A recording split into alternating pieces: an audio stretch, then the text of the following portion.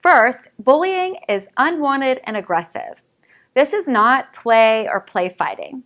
The term unwanted tells us that this is not consensual and that both parties are not willingly engaged in the interactions, but rather that the perpetrator of the bullying is forcing it upon the other person.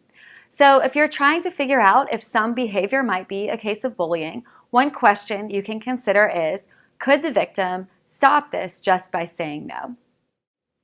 Second, bullying involves a power imbalance. In deciphering whether a situation involves bullying, it's important to not just look at the actions involved, but rather to identify whether there are power and control dynamics at play.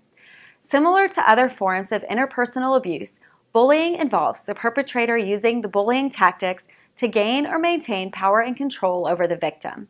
For this reason, we can't only look at behaviors and use those to define bullying, because any possible tactic that the perpetrator could use to hold power over the victim is part of building that power imbalance.